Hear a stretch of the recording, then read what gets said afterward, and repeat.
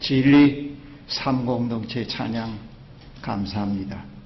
특별히 그 김남국 형제의 크라니엘 연주는 너무 탁월했습니다. 제가 그 기간을 알기 때문에 이런 얘기를 할 수 있습니다. 네, 아주 좋습니다. 오늘 아침에 모세골의 꽃 전경은 너무 아름다웠습니다. 제가 예배에 참여할 수 있을까 걱정했는데 만약 참여하지 못하게 되면은 인터넷으로 화상으로 설교할까 그렇게 궁리도 해봤습니다만 근데 다행히 나오게 됐는데 나와서 강 목사님을 만나니까 혹시나 해서 강 목사님이 설교를 간단히 준비하고 계셨답니다. 그러면 나오시 말걸. 그냥 눈꽃 구경하면서 차나 마실 걸 그랬습니다. 그건 잠시입니다. 그러나 그것보다 이 시간이 얼마나 몇 배나 더 훨씬 더 좋습니까? 모세골에서는 설립 초기부터 해마다 1월과 8월 1년에 2달을 쉽니다. 8월은 공동생활하는 형제 자매들의 휴가를 위해서 쉽니다. 그리고 1월 한 달은 지나온 한 해를 돌이켜보면서 새로운 한 해의 여정을 준비하기 위해서 쉽니다. 새해를 맞이하여 지나온 한 해를 되돌아보면서 버릴 것, 수정해야 할 것, 놓아주어야 할 것, 잘못 들어선 길을 돌이키는 일, 그리고 새롭게 시작되는 여정을 위해 준비해야 할 것이 무엇인지를 생각하는 일은 다람쥐 쳇바퀴 도는 것과 같은 의미 없는 삶을 매해 되풀이하지 않는 그러한 방법 가운데 하나입니다. 그렇게 함으로써 그 새해를 지난 해와는 또 다르게 살 수 있는 그런 길이 되곤 합니다. 물론 새롭게 시작되는 여정 길에 사용하여야 할 재원 또는 건강, 시간이 있어야 하지만은 그러한 것들을 헛되이 낭비하지 않기 위해서는 먼저 회고에서 반성과 전망에서 준비가 필수적입니다. 그래야 공허한 삶을 되풀이하지 않게 됩니다. 회고와 전망에서 반성과 준비가 없는 삶은 나무에 비유하면은 해가 바뀌면서도 외형은 어느 정도 바뀌지만 속의 나이테가 형성되지 않는 아무 쓸데없는 나무와 같습니다.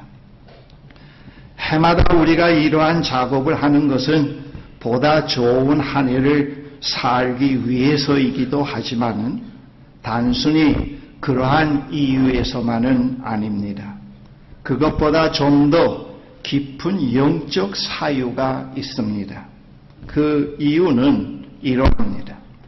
우리가 사는 이 세상에는 선한 의지도 새로운 삶으로 부르심도 없는 또 아무런 인격적 관계도 이루어지지 않는 자연현상만 있는 무반응, 무감각, 공허한 세상이 아닙니다. 그분은 우리가 살고 있는 이 세상에는 아름다운 계획과 뜻이 있고 인격적 관계라고 하는 삶의 질서가 있고 그러한 삶을 이루어가고 실현해 가시는 궁극적인 실제이신 하나님이 계십니다. 그분은 빛이시며 사랑이십니다. 이 세상은 그분에 의해서 생겨났고 그분은 그가 창조한 세상에서 선하고 아름다운 뜻을 가지고 창조의 활동을 하고 계십니다. 그분이 우리의 생각과 뜻에 갇혀 있질 않고 우리가 그분의 선하신 뜻 안에 있습니다. 이러한 우주의 신비를 가장 잘 표현한 시가 우리가 애용하는 찬송 여기에 모인 우리 2절에 표현되어 있습니다. 주님이 뜻하신 일 헤아리기 어렵더라도 언제나 주 뜻 안에 내가 있음을 아노라. 사랑과 말씀들이 나를 더욱 새롭게 하니 때로는 넘어져도 최후 승리를 믿노라. 하나님이 우리 뜻에 매여 있지 않으시고 우리가 그의 뜻 안에 있습니다. 우리는 그분에게 속해 있습니다. 우리는 그분으로부터 생명을 공급받으며 살아가고 있습니다. 그리고 그분으로부터 오는 빛이 금년 한 해도 우리의 여정길을 밝혀줍니다. 우리가 한 해를 보내며 새로 시작하는 첫 달에 회고와 전망에서 준비의 시간을 갖는 것은 우리를 부르신 그분의 뜻에 우리의 삶을 조율해 가기 위해서입니다. 리듬을 맞추기 위해서입니다. 아무리 훌륭한 오르간 연주자라고 해도 그 연주하고자 하는 유명한 악성의 곡을 연주하기 전에 파이프 오르간의 스톱을 잘 조율해 놔야 됩니다. 세팅해 놔야 됩니다. 그렇지 않으면 그 곡을 작곡한 작곡자가 의도한 아름답고 조화로운 공명이 울려 퍼지질 못합니다. 그리고 같은 곡일지라도 연주자의 음악적 재능의 성숙도에 따라서 공명이 다르게 울려 퍼질 수 있습니다. 아무리 최선의 연주라도 언제나 그 순간에 연주해내지 못하는 숨겨진 부분이 있습니다. 우리의 삶도 그와 같습니다. 한 해의 새로운 여정을 위해 우리에게 선하신 뜻을 가지고 계신 분의 뜻에 우리의 삶을 조율해 가지만은 그것이 전무후무한 것은 아닙니다. 또 조율해야 할 드러내지 못한 부분이 언제나 숨겨져 있곤 합니다. 우리에게는 객관적인 부르심만 있는 것이 아니고 주관적인 동기도 있습니다. 해가 바뀔 때마다 지난해보다 좀 더 의미 있게 참되게 희망의 지평을 열어보려고 하는 간절한 갈망은 하나님의 부르심을 지시하는 사인입니다. 우리는 목적 없는 삶을 살아가도록 태어난 사람이 아닙니다. 우리는 나만의 세계에 갇혀서 평생 살도록 지음받은 존재도 아닙니다. 우리는 해마다 같은 모순, 실수, 갈등, 부정적인 사고, 희망 없는 삶, 상처에 묶여 있거나 모든 것을 나 중심으로 생각하면서 살도록 지음받은 존재가 아닙니다. 우리는 내적 고갈, 내면의 공허로부터 연루되는 수다스러움, 자기 과시, 책임 전가를 반복하면서 살도록 지음받은 존재도 아닙니다. 우리는 나홀로 몸부림치며 삶을 개선해보려고 애쓰다가 그만두곤 하는 어쩔 수 없는 존재도 아닙니다. 우리는 항상 허무의 늪에서 벗어나지 못하고 몸부림치며 천박한 것들로 목을 축이며 살아가도록 결정지어진 존재도 아닙니다. 이 우주에는 이러한 거짓된 삶과는 전혀 다른 창조주 하나님께서 의도하신 참된 삶이 있습니다. 그리고 그분이 의도하신 삶으로 우리를 인도해가는 빛이 있고 희망이 있고 사랑이 있고 그러한 참된 삶에 대한 믿음이 있습니다. 그러한 삶으로 인도해가는 궁극적인 실제가 우리를 항상 주목하고 계십니다. 그러므로 우리는 새해의 여정을 믿음, 희망, 사랑으로 시작할 수가 있고 그런 계획을 세울 수가 있습니다. 그러한 삶의 태도는 궁극적인 실제이신 하나님께 응답입니다. 이것을 다시 표현하면은 우리에게 선하신 뜻을 가지신 하나님의 구원의 활동이 우리의 그러한 삶의 현실에서 드러나고 있는 것입니다. 본문의 핵심 주제는 성숙입니다. 사도 바울은 성숙의 목적에 대해서 이렇게 말씀합니다. 그 전 구절에 보면은 하나님의 은혜로 각기 사람들에게 다른 은사들을 주셔서 다른 은사들을 받은 사람들이 있다고 하는 것을 전제로 합니다.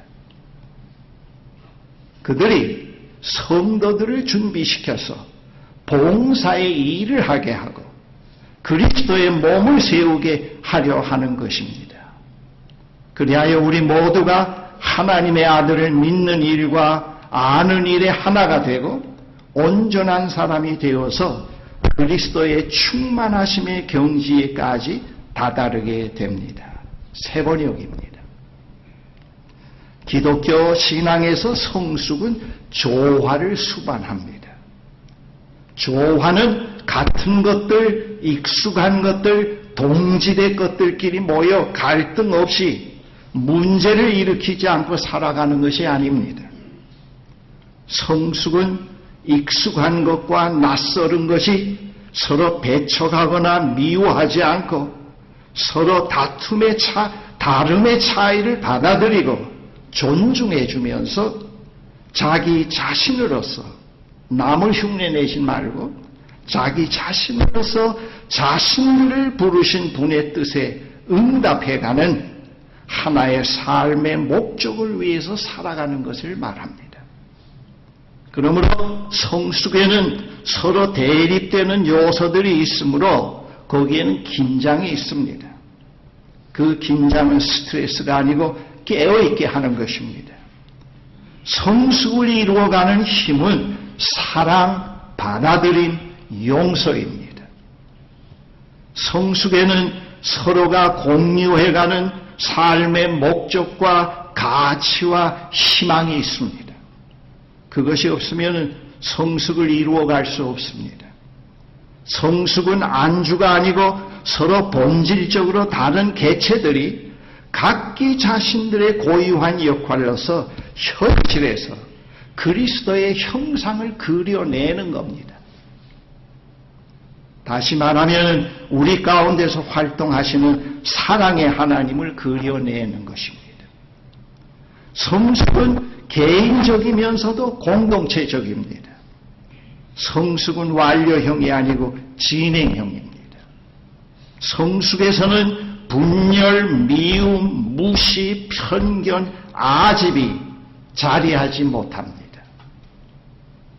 또 한편 성숙의 의미는 그 안에 있는 친숙한 것과 낯선 것 중에서 친숙한 것은 이미 알고 있는 것, 깨달은 것, 소유하고 있는 것이요.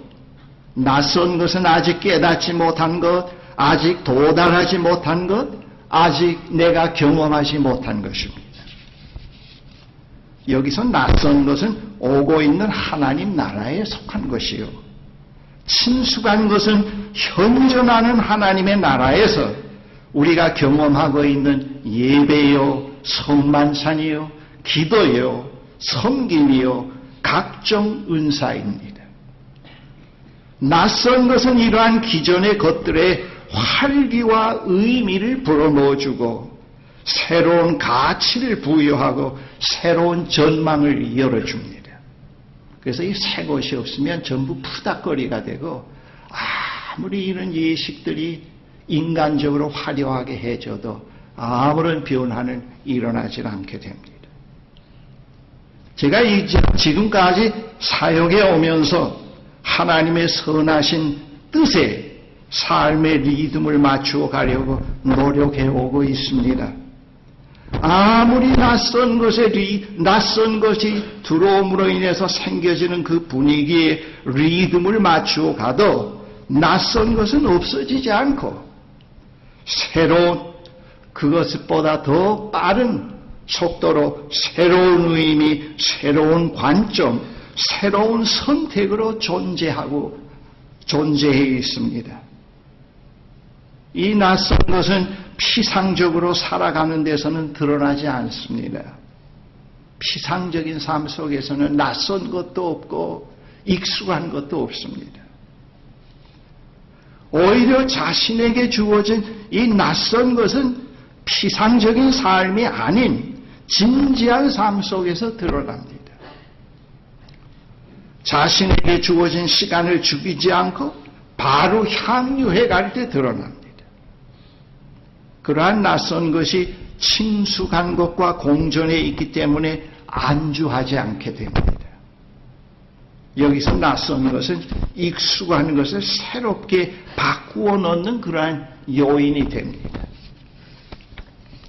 우리 그리스도인들은 한 해 한 해 익숙한 것에만 안주하거나 낯선 것을 배척하지 않고 서로 대립되는 것들과 공존해 가는데 점점 익숙해져 가야 합니다. 그러한 상태를 성숙해 가는 것이라고 얘기할 수가 있습니다. 그리고 묵상에서 오고 있는 하나님 나라를 받아들여야 합니다. 그것이 성숙의 모습 중에 가장 중요한 요소입니다. 그렇게 되어가는 데서 우리는 희망을 느끼게 됩니다. 믿음이 새롭게 됩니다. 성숙은 우리에게 삶의 희망과 기쁨을 안겨줍니다. 이러한 성숙의 동기는 경쟁심, 욕심, 모방이 아닙니다. 내밀한 하나님의 부르심에 근거됩니다. 그러한 부르심이 기존의 형체를 자꾸 재형성시켜 갑니다. 거기서는 이미 이루어진 형체가 낯선 것을 중심으로 해서 다시 형성되곤 합니다. 그렇게 될 때 그러한 과정에서 외형적으로 드러나는 모습도 점점 바뀌어지게 됩니다. 새벽 묵상 시간에 잔잔하게 들려오는 사랑하는 분의 부르심이 겉으로 크고 화려하게 보이는 인공적인 조화꽃이 아닌 아름다운 생명의 운동이 진행되고 있는 시냇가에 심겨진 나무와 같은 것으로서 묘사될 수가 있습니다. 이 하나님으로부터는 영감 지혜에서 기존의 것들이 자꾸 동료가 되는데 그 동료되는 데서 긴장이 있긴 합니다만은 그런데 평안과 희망과 기쁨은 그대로 자리합니다. 그 이유는 일반 사회에서 통용되는 표현을 빌리면은 하향 조정이 아닌 상향 조정이기 때문입니다. 영적 생활에서 상향 조정의 동기는 하나님으로부터 오는 빛이요 생명입니다. 반면에 하향 조정의 동기는 저속한 욕망입니다. 거기에는 공허, 무의미, 낮은 자존감이 항상 그를 괴롭힙니다. 여러분 예수 믿으면서도 그 삶이 항상 그 자기 욕망의 세속적 가치라고 하는 거기에 축을 두고 자꾸 하향 조정이 되면은 예수 믿으면서도 하나님께로부터 오는 그 생명적인 요인을 거의 누릴 수가 없습니다. 이건 뭐 제가 이렇게 얘기 안 해도 여러분들이 그것을 아마 느낄 수 있을지 모릅니다. 그러나 독수리가 날개치며 하늘을 오른 것과 같이 말이죠.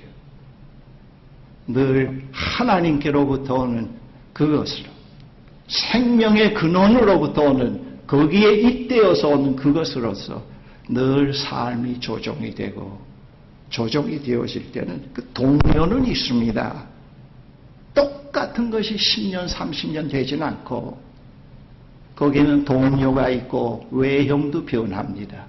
그러나 그 밑바닥에는 언제나 평강이 자리하고 있고 희망이 자리하고 있습니다. 은근한 지각에 뛰어난 그런 평강이 거기에 자리해 있습니다. 성숙은 이 삶의 전반에서 이루어지는 변형으로 우리가 받아들여야 됩니다. 단순히 느낌, 하나의 개인적인 그 실존의 의미에서 착하게 살려고 하는 결심, 그걸로 끝나면 안 됩니다.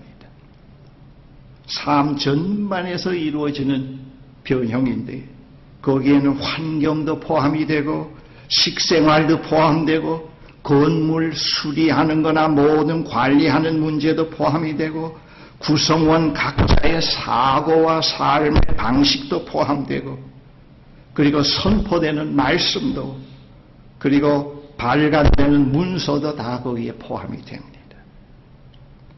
그러한 것들이 새로운 중심을 축으로 해서 새롭게 조정이 되어 갑니다. 거기에는 같은 것만이 아닌 익숙한 것끼리만이 아닌 낯선 것이 항상 존재합니다. 다시 말씀드리면 낯선 것을 중심으로 해서 기존의 관계를 새롭게 형성시켜 갑니다. 그것은 인격적 관계입니다. 사람들 사이에서 이루어지는 존중, 사랑, 있는 그대로의 아름다움을 볼 수 있는 안목의 열림, 삶을 새롭게 하는 메시지, 개선된 식단, 환경 개선, 자연의 관리, 이 모든 것들이 다 성숙의 영역에 포함되는 겁니다. 여러분이 성숙되어 간다 하면서 자꾸 말은 하는데 주변은 전부 쓰레기더미요. 삶은 엉망이요. 식단은 정 건강을 해치는 그런 것만 늘 즐겨 먹고 그러면 그 성숙이라고 하는 것은 뭔가 상당히 균형을 잃은 겁니다. 조화를 잃은 겁니다. 하나님은 금년 한 해에도 우리를 그러한 성숙으로 부르시며 하나님은 그러한 성숙이 이루어지도록 우리 가운데서 활동하고 계십니다. 우리는 그분의 구원의 활동 가운데 있으며 그분에게 속해 있습니다. 여러분, 어린아이는 낯선 것을 싫어합니다.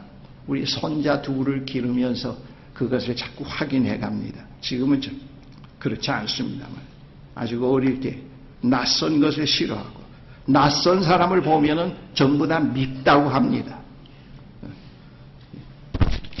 사도 바울은 어린아이의 상태에 머물러 있지 말라고 말씀합니다. 영성 생활에서 성숙의 모범은 예수 그리스도십니다. 샘플이 아니고 모델입니다. 샘플은 같은 연령층에서 인생을 다 살지 않는 인생의 성장 과정에서 남보다 특별히 좀 더 특출하게 하나의 배울 샘플, 배울 것으로 나타나는 삶의 어떤 방향, 그 부분적인 것이 샘플이 될 수가 있습니다. 예수 그리스도는 우리에게 샘플이 아닙니다. 모범입니다. 우리는 예수 그리스도로부터 성숙을 배워갑니다.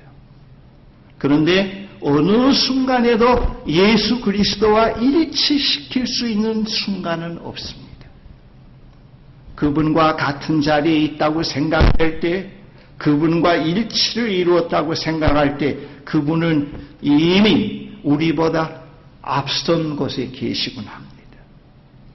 그분은 우리와 함께 계시면서도 항상 새로운 분으로 우리에게 다가오시고 있기 때문에 항상 익숙하고 친근한 분이면서도 낯선 분으로 다가오십니다.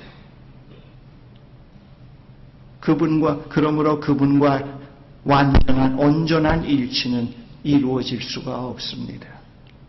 그분은 언제나 우리를 성숙으로 부르고 계십니다. 이러한 삶의 신비를 잘 알고 있는 옛날 히브리 시인은 하나님께 이렇게 기도합니다. 시편 27편에 세 번역으로 주님, 나에게 단 하나의 소원이 있습니다. 나는 오직 그 하나만 구하겠습니다. 그것은 한평생 주님의 집에 살면서 주님의 자비로우신 모습 또는 그 히브리어 원문에는 아름다움으로 번역이 되어집니다.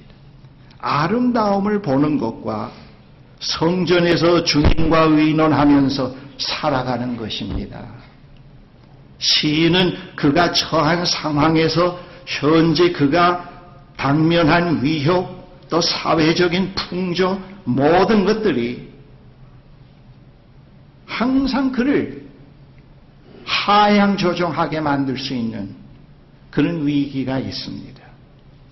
그것을 잘 아는 그는 삶의 조화가 하향 조정이 아닌 어떤 역경과 고난과 유혹 속에서도 항상 상향 조정을 위해서 삶에 우선되는 것이 무엇인지를 알고 있었습니다. 예수님은 이와 같은 의미의 말씀을 산상수훈에서 마태복음 6장에서 이렇게 말씀하시지 않았습니까? 너는 먼저 그의 나라와 그의 의를 구하라. 그래야면 모든 것을 더하시리라. 우리는 금년 한 해에도 이러한 약속에서 여정길을 걸어가게 됩니다. 우리는 이 약속을 가진 자로서 진지하게 감사로 희망으로 금년 한 해도 살아갈 그런 근거가 있고 이유가 있고 당위성이 있습니다. 이런 삶으로 금년 한 해도 하나님은 우리를 부르고 계십니다. 기도하십시다. 사랑의 하나님, 우리의 삶의 현장에는 여러 가지 많은 문제들이 있어서 마치 우리 인간은 어쩔 수 없는 그런 죄의 종으로서 평생 살다가 그냥 무덤으로 끝나는 것처럼 체념할 때가 많이 있습니다.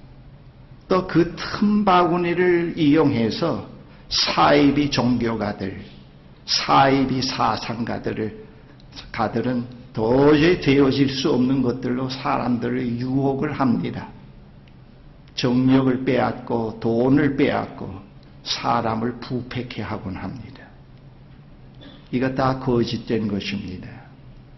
하나님은 빛으로서 진정한 참된 삶의 길이 어디에 있음을 우리에게 보여주셨습니다. 예수 그리스도를 통해서 분명히 우리에게 그 길을 제시해 주셨고 예수 그리스도는 그러한 삶의 완성자의 모범자이십니다. 금년 한 해도 우리의 삶의 여정은 그러한 여정입니다. 그 구원의 하나님의 활동의 손 안에 우리가 있고 하나님에게 속해 있고 하나님의 부르심 가운데서 금년 한 해도 우리가 살아가게 됩니다. 사랑하는 형제 자매들에게 이러한 믿음을 주시고 희망을 갖게 하시고 또 이러한 사랑을 품게 해 주시옵소서. 예수 그리스도의 이름으로 기도합니다. 아멘.